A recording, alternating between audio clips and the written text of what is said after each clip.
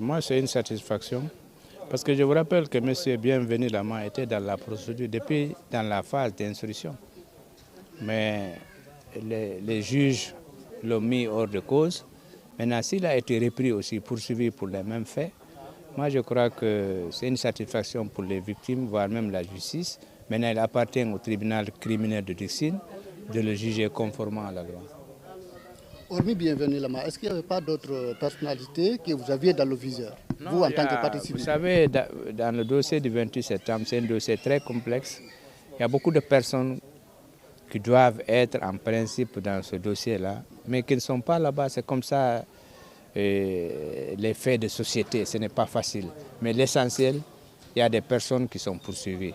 Nous souhaitons quand même que toutes les personnes impliquées dans le dossier du 28 septembre soient jugées. Mais on ne désespère pas. Pourquoi on ne désespère pas? Parce que nous avons eu la chance, voire l'avantage, que les crimes commis au stade ont été requalifiés le 31 juillet 2024 et que ces crimes, ce sont des crimes contre l'humanité. Donc les personnes qui courent, qui sont à l'étranger, qui sont en train de courir, qui sont en train de se cacher, un jour, la justice va les rattraper parce qu'il n'y a pas de prescription. Donc nous, on est très satisfaits, on est à l'aise.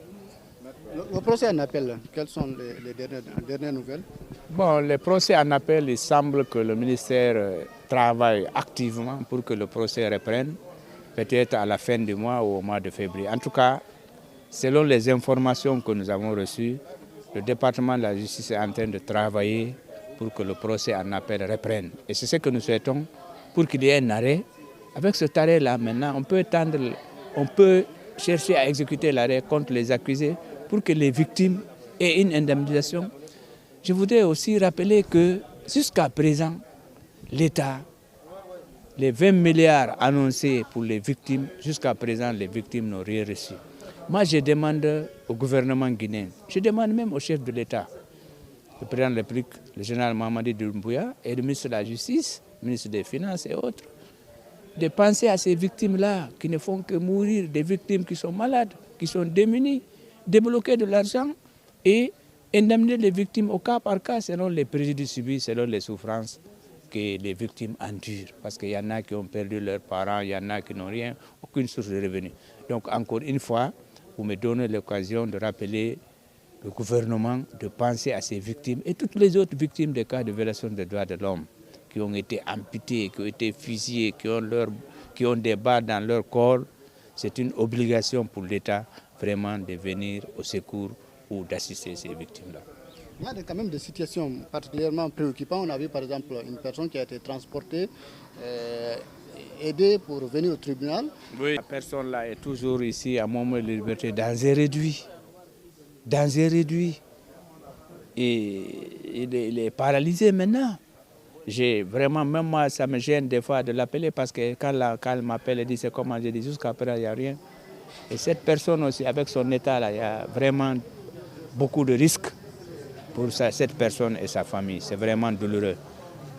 Est-ce qu'à votre entendement, si l'indemnisation retarde, est-ce que même si l'État donnerait par la suite, est-ce que ce ne serait pas un retard pour certaines personnes? Mais ça peut être médecin après la mort, parce que cette personne-là, elle est paralysée, elle est couchée, elle n'a pas de moyens pour subvenir à ses besoins, à plus forte raison, sa famille. Il y en a qui sont décédés. Donc moi, je crois que c'est le moment. Vous savez, c'est 14 ans maintenant. Quand quelqu'un est malade, paralysé, c'est une souffrance. Donc c'est urgent, c'est plus qu'urgent de faire face à ces situations-là. Non, nous parlons d'une indemnisation administrative. Vous savez, les 20 milliards qui ont été débloqués, c'était pour indemniser les victimes avant le procès. Ça s'est passé à Abidjan, ça s'est passé au Mali. Le Mali l'a fait, la Côte d'Ivoire l'a fait.